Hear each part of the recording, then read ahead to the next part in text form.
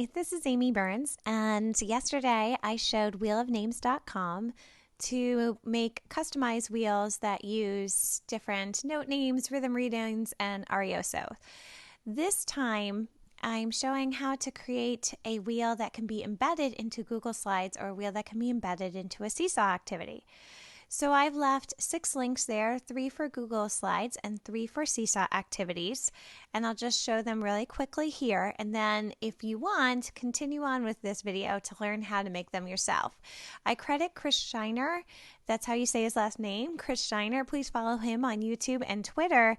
He is a Seesaw ambassador and he is so extremely creative and knowledgeable on creating these really unique activities. He usually does it for classroom teachers, and so what I do is watch what he does, and then I do it for the music classroom, which is really, really fun to adapt what he does. So if you're interested, you can watch the rest of the video to watch that, or subscribe to his YouTube channel and check out all of his Seesaw tips and videos. So 6 activities, 3 of them here are in Seesaw. So we're in Sarah's Seesaw journal. The 3 are their spin and record your emoji, spin and read and perform rhythm patterns, and spin, read, and name the notes on the treble clef staff. The tricky part about Seesaw is you can't have 2 multimedia items on the screen at the same time, meaning if you wanted to click record, it's not going to work with the spinner. So the spinner is a video and you can make it stop like this, and then you can draw the name. Notice though that when you do, the spinner tends to go right back to the beginning. See, it goes back. So when they do these activities, whether it's this one or the other 2, I do write on it, just so you know, that you have to pause the wheel and then draw, like here, draw the color piece of the spinner so you know which one to sing. And here it says to draw the rhythm pattern and do that 4 times. And then once the spinner video is over, click the mic. You can't run the spinner and the mic at the same time, but you can do one after the other. And the directions, especially in the teacher directions, tell you how to get around that. Over here in Google Slides, I'm also leaving this. So again, it's right here embedded. And then they can sing. Now, unfortunately, here they're not really recording themselves. You can use this in class, but if they're not allowed to sing in class, you can leave it so they can practice at home. That's the arioso. That one looks the nicest because it's actually with the virtual classroom. Here with the note names, they can actually use this document to write the note names right here. So they can type those in, which is nice. They don't actually have to record themselves.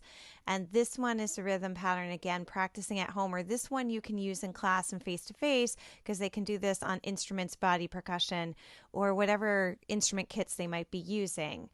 And so that is what those activities are. If you want to learn how to make them, I'm going to show that for the rest of this video. Feel free to stop and go your merry way and take those and enjoy them in class. If you want to learn it, come join me now. Hi, this is Amy M. Burns, and I have a new book out, Using Technology with Elementary Music Approaches, which takes technology and integrates it into Dr. Feyerabend's First Steps, Kodai, and Orff Schulerk. Today I'm going to show you how to create these wheels and embed them, but I thank Chris Shiner and follow him on YouTube and Twitter as I learned this from him. Feel free to follow me on YouTube and Twitter as well, and all these activities I add to the website supplement of this book, so make sure you check out the website and make sure to check out the book. To make the emoji wheel embedded into the Google Slide or Seesaw activity, I started with the Google Dot and went to Insert Special Characters. I found the emojis inside that, and I was able to create 4 emojis, just like you would using your mobile phone or mobile tablet. So I created 4 emojis as you see here, and then I took a screenshot of them. When I took a screenshot of them, it was so that I could remove the background. I wanted them to be transparent on top of the wheel. So I went over to remove.bg and I just clicked and dragged it in. Wherever they save your screenshots, just put it right in there. What remove.bg will do is it will take out your background and then you download it. So I wanted to create a wheel, and I wanted that wheel to look good. So I decided to use Google Spreadsheets. In a new spreadsheet, I wanted an 8-slice wheel. So I put number 1 in the first Excel and just dragged it down for the rest of the 8. So they're all ones. Then I inserted a chart, and a pie chart comes out evenly and beautifully. Then I went to the legend and put in none, so I got rid of those little tiny marks. Then I sized it. So now it looks really good. And what I'm going to do now is take a screenshot. But before I do that, I really wanted to make it all colors of the rainbow. Shout out to my art teacher, Catherine, because her room is all rainbows. So I decided to do that. And that's just easy. You go in, click every slice, and put in the color of the rainbow. Now that I have that complete, I take a screenshot. And again, it's because I want to remove the white background. So this is the easiest way I can do it. I put it back into remove.bg and tell it to take out the white background and download. There's other ways you can do this. This is just one way. So let's create the interactive wheel. I start here in Google Slides and I make sure that the page is set up as a square so that the wheel fits into it well. Then I click and drag the wheel in and resize it to fit the page. Next thing I do is I add first of all, just so you know, that is nice with no background on it. You can see it can spin nicely. Then I add the emojis that I also removed the background from. So I'll add all 8 emoji ariosos and resize them till they complete the entire wheel. Once they have completed the entire wheel, and you do have to be careful because some you have to put upside down or at least move the wheel around. But once they're there, now we want the wheel to move. So I put my last emoji there. I'm going to have to group it. So I click on all the slices one by one. You could do a select all and that would have been easier, but I'm going to show you one by one. Next time select all, it's much easier, along with the background of the wheel, and group that all together. So control click or right click, and now they all move together.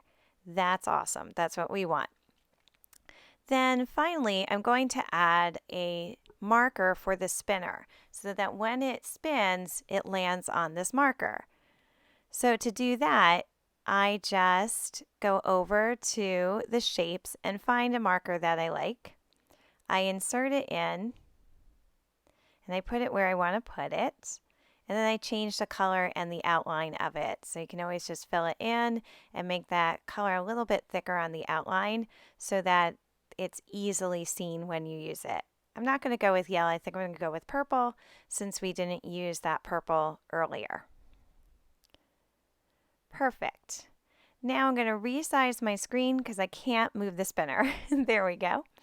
Now I need it so that I'm going to have a slide where the marker stops on each slice. So I start with that first one, and then I go to the slide and I duplicate it. Then I use this size and rotation, and I learned this from Chris Schreiner, so I give him complete credit.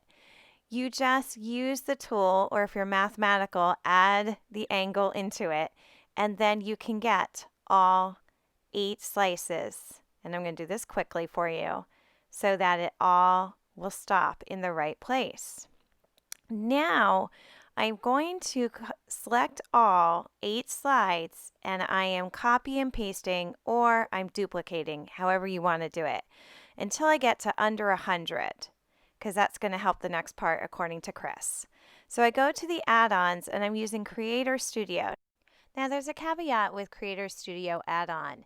It's been having a little issues lately. You have to be very patient with it, but it will allow you to export it as a movie with a good pixelated view, as well as putting it at 0.1 increments so that it spins like a wheel. I tried to do it with Keynote and it didn't work as well.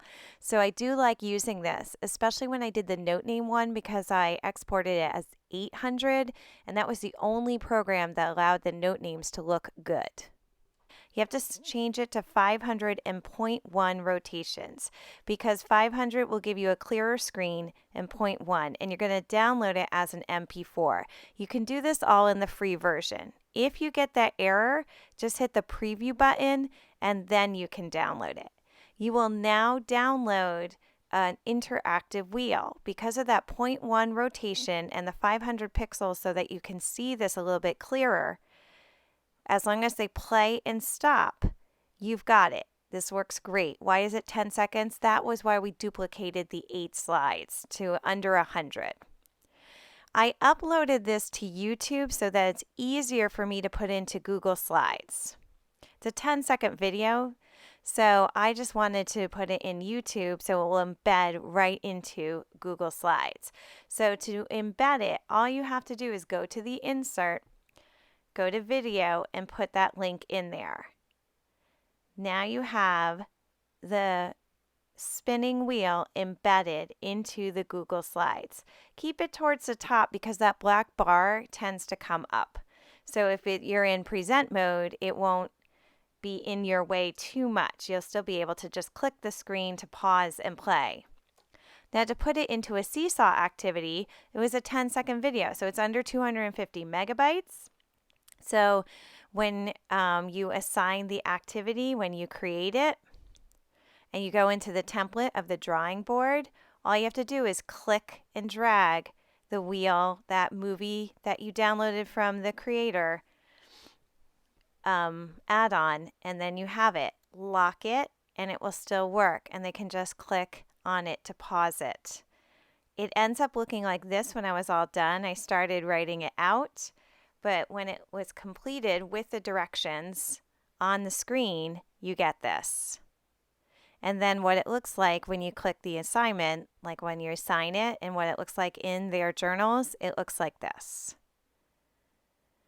And that's how you make an interactive spinner so you can embed it into Google Slides or into Seesaw. My book is out. These are a part of the supplemental website. So jump on to the supplemental website, get the book, and you'll be able to do all of these things within the approaches that you're using within the teaching scenario that you're in right now, whether it be remote, asynchronous, synchronous, whether you're doing hybrid, or whether you're face-to-face with a lot of restrictions. Follow me on YouTube and Twitter, and I hope to see you soon.